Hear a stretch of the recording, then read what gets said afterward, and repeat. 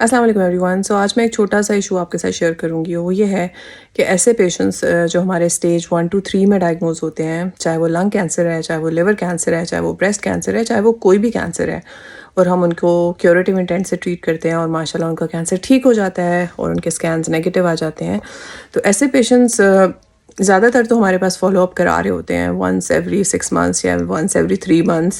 وہ اتنے ویجیلنٹ ہوتے ہیں کہ وہ ہمارے پاس آتے ہیں. لیکن کچھ پیشنٹس ایسے ہوتے ہیں جو ٹریٹمنٹ کرا کے اس کے بعد وہ کبھی نہیں آتے، اور پھر ہمیں پتہ چلتا ہے اچانک سے ایک دن ان کو کوئی بہت میجر پرابلم ہوا ہے، وہ ڈائریکٹ سے ایمرجنسی میں آئے ہیں، یا پھر ڈائریکٹلی وہ اتنی ان کو میجر ایشوز ہوئے ہیں کہ وہ سیدھے پین میں OPD میں آ گئے ہیں. سو ایسی سچویشن میں اوبویسلی اور ان کو کسی نے بتایا ہوا ہوتا ہے کہ یہ کینسر ریلیپس کر گیا ہے.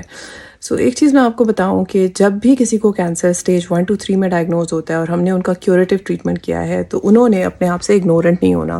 سو you shouldn't ignore your symptoms. So آپ اپنے ڈاکٹر کے پاس فالو اپ کرائیں. یہ بہت امپورٹنٹ ہے. اگر آپ ونس ایوری 3 months نہیں کرا سکتے، ونس ایوری 6 months کرائیں. سال میں ایک دفعہ ضرور چلے جائیں اپنے ڈاکٹر کے پاس جس نے آپ کا ٹریٹمنٹ کیا ہے. سال میں ایک دفعہ اسکین ضرور کرا لیں. لیکن اگر آپ کچھ بھی نہیں کر رہے تو آپ کو ایک بات پتہ ہونی چاہیے کہ اگر آپ کو کوئی سمٹمز ہوتے ہیں، اگر آپ کو کوئی ذرا سی بھی تکلیف ہوتی ہے، تو آپ اس کو پورے طریقے سے انویسٹیگیٹ کریں.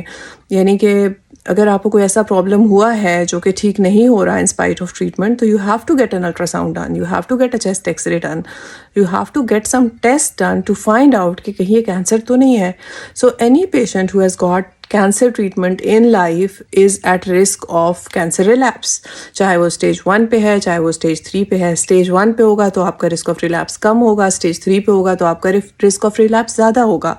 سو آپ کبھی بھی رسک آف ریلیپس کو زیرو نہیں کر سکتے.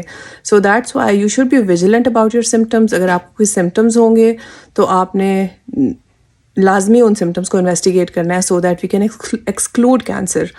اور ایسے پیشنٹس جو کہ فالو اپ کرا رہے ہیں، اوبیسلی ان کو تو ہم ٹیسٹ سجیسٹ کرتے ہیں، لیکن ہمیں بھی کافی ریزسٹنس شو کرنے کو ملتی ہے.